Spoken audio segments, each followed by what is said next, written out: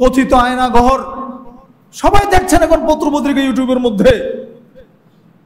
এটা চিন্তা করা যায়, যারাই নির্যাতন করেন তারাও তো মুসলমান বা মানুষ।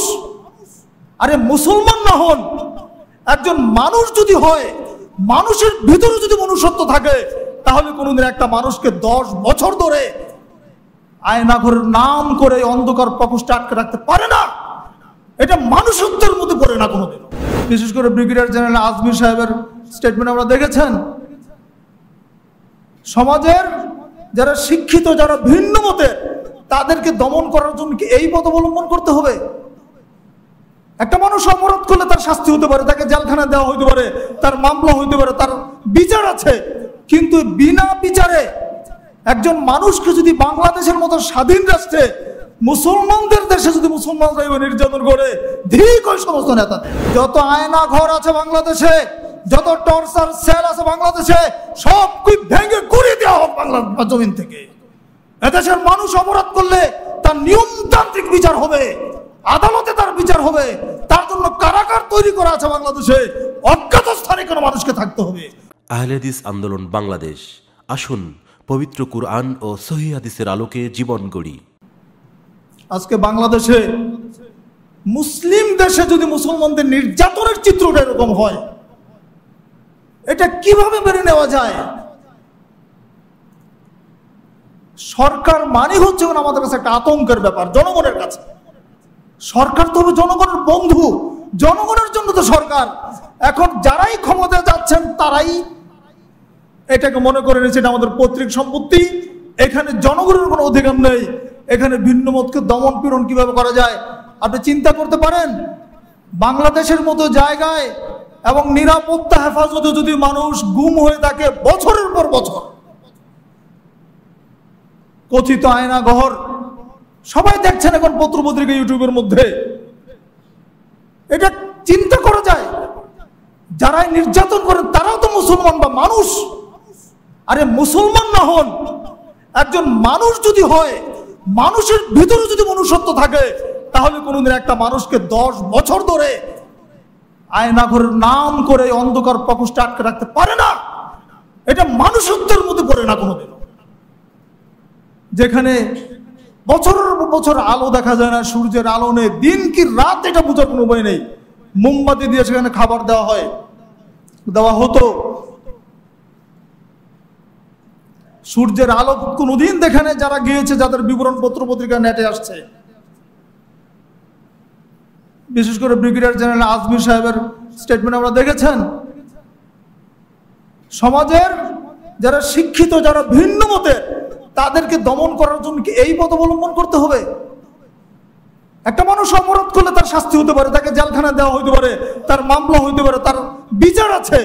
কিন্তু বিনা বিচারে একজন মানুষকে যদি বাংলাদেশের মতো স্বাধীন রাষ্ট্রে, মুসলমানদের দেশে যদি মুসলমানরা নির্যাতন করে, ঠিক ওই সমস্ত নেতাদের, ঠিক ওই সমস্ত অফিসারদের, যারা রাষ্ট্র জনগণের ট্যাক্সের পয়সা দিয়ে তোমাদের সংসার চলে, আর তোমরা যারা এই বছরের পর বছর যাদেরকে নির্যাতন করেছো, গুম করে রেখেছো, তাদের প্রত্যেকটা অপরাধের শাস্তি তোমাদেরকে ভোগ করতে হবে, দুনিয়াতে হবে, আখিরাতে হবে।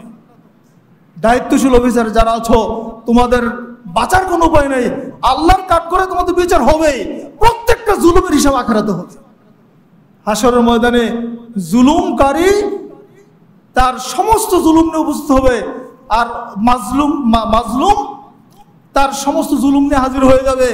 জালেম যদি নেকি নিয়েও হাজির হয়, সে নেকি দিয়ে সেদিন তাকে জাহান্নামে নিক্ষেপ করে দেওয়া হবে। আমরা গুয়ান্তানামো বে কারাগারের কথা জানি। গুয়ান্তানামো বে কারাগার, এটা হচ্ছে ইহুদি নাসারাদের যুক্তরাষ্ট্রের তৈরি একটা কারাগার।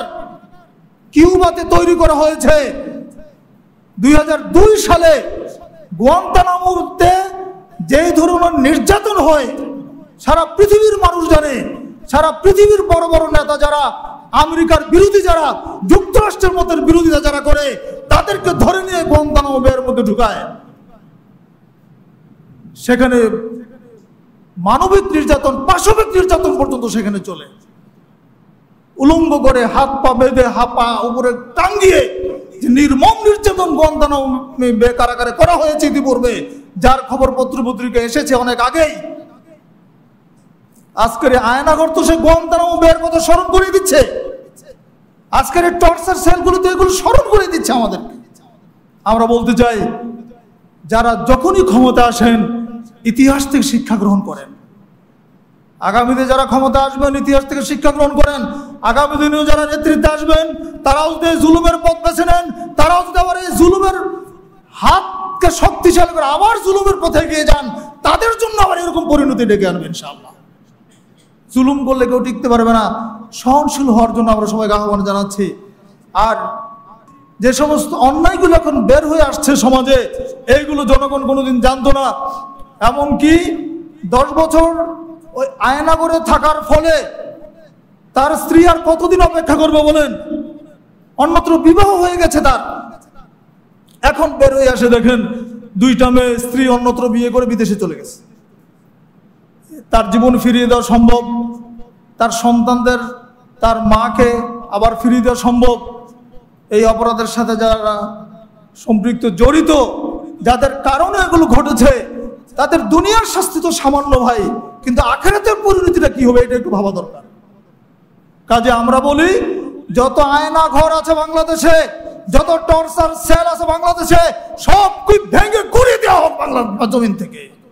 এদেশের মানুষ অপরাধ করলে তার নিয়মতান্ত্রিক বিচার হবে, আদালতে তার বিচার হবে। তার জন্য কারাগার তৈরি করা আছে বাংলাদেশে। অজ্ঞাত স্থানে কোনো মানুষকে থাকতে হবে, গুম করে মানুষকে কেন নির্যাতন করা হবে?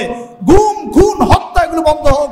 আয়নাঘর জাতীয় যত এই গোপন আস্তানা আছে মানুষকে নির্যাতন করার, বর্তমান সরকারের কাছে আমরা দাবি জানাবো, এগুলো খুঁজে খুঁজে সবগুলো ভেঙে চুরমার করে দেওয়া হোক। সাধারণ মানুষকে শান্তিতে বসবাস করার সুযোগ তৈরি করে দেওয়া হোক। আল্লাহর কাছে আমরা দোয়া করি, আল্লাহ যেন আমাদের দেশটাকে রক্ষা করেন। স্বাধীন সার্বভৌমত্ব যদি না থাকে, স্বাধীনভাবে ইসলাম চর্চাও করা যাবে না। দেশটা যেন পরাধীনতার শৃঙ্খল থেকে আল্লাহ বাঁচিয়ে দিয়েছে, আর যেন কোনোদিন এই ইতিহাস থেকে শিক্ষা নিয়ে আমাদের দেশের স্বাধীনতা যেন আমরা রক্ষা করতে পারি, সেই তৌফিক যেন আল্লাহ আমাদের দান করেন। আমরা যেন সঠিকভাবে আল্লাহর দ্বীনকে অনুশীলন করতে পারি। আমাদের দেশের প্রত্যেকটা নাগরিক যেন শান্তিতে ঘুমাতে পারে, শান্তিতে তারা ব্যবসা বাণিজ্য করতে পারে, শান্তিতে চাকরি বাকরি করতে পারে। আর যেন একটা মায়ের বুকও খালি না হয়, একজন নারীও যেন আর বিধবা না হয়। এইরকম একটা প্রশান্তিময় বাংলাদেশ আমরা আল্লাহর কাছে প্রার্থনা করছি, আল্লাহ তুমি সেই ব্যবস্থা করে দাও।